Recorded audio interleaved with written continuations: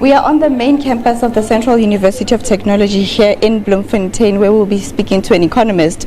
But just to highlight something, in our initial discussions, he actually mentioned that this latest development where Mangaung has now been downgraded even further from the initial downgrading, which was in August, to now the latest development, this has actually come at as a shock to him, and I'm sure to other experts as well.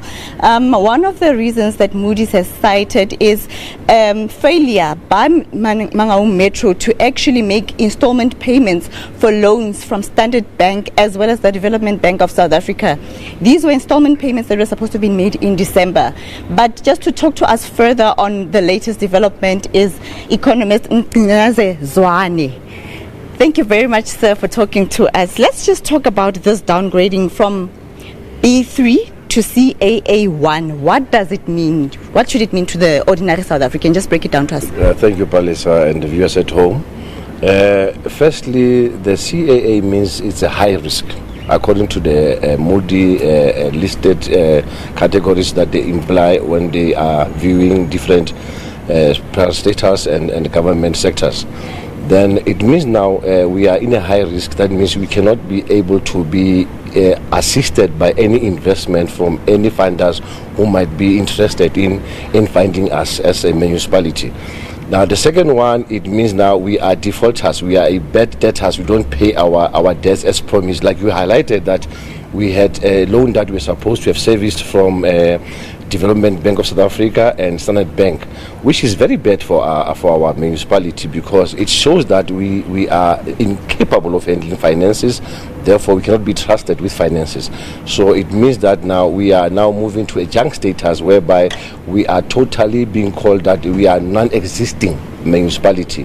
And that also in itself, it simply means that Mangaung Metro is non-existent, because there's nothing that takes place.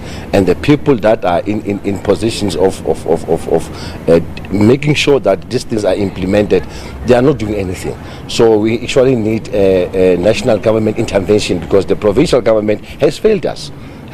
Because last year August we were downgraded, and then we thought that the issues that were tackled by the Moody gradings, and then they were informed that this is what you're supposed to do to improve your status.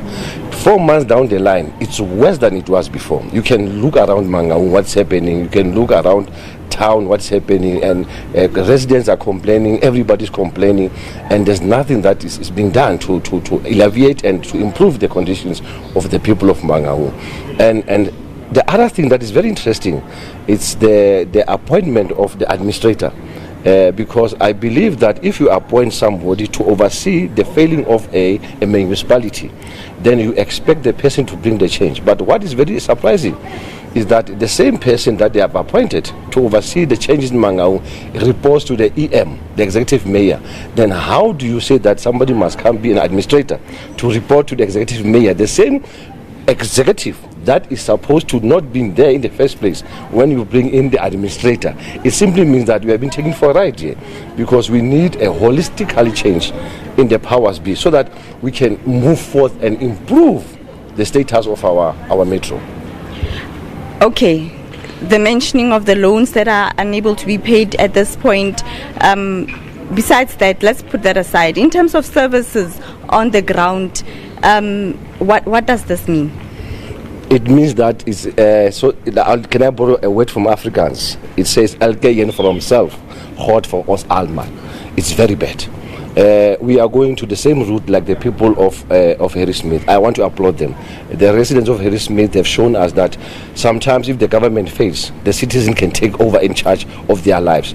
So where I'm residing, we also came up with the idea of forming a trust, whereby all these monies that we are paying to the municipality, we can put them in a trust, which will be overseen by trustees and advocates and lawyers, so that it can be properly managed, so that money can be used to make sure that our area is being developed and taken care of. Refuses are not being collected, water is split on the roads, there are potholes, street lights are not working. It doesn't help to complain, because nobody listens to you. So It simply means that now it's up to our citizens whether we still want to be serviced by the municipality or we take upon us, because it affects us. This is our health, this is our kids' future, so we have to ensure that we take charge of our lives. Thank you very much, sir. That is economist Ntate Mginaze Zwane from the Central University of Technology here in Bloemfontein. It's going to be interesting to see how residents in other parts of Mangaung are going to react to this. If already in one part of Mangaung residents are coming together and instead of wanting, being willing to pay their rates and services to the municipality and, opting rather to form a trust, it means that we're going to see quite a lot of developments around Mangaung, from now going forward. I'm sure we will be talking to residents obviously from here onwards, but it looks like there's going to be a lot of unhappiness obviously, and I'm sure the business community is also quite concerned. But with that, it's back to you in studio.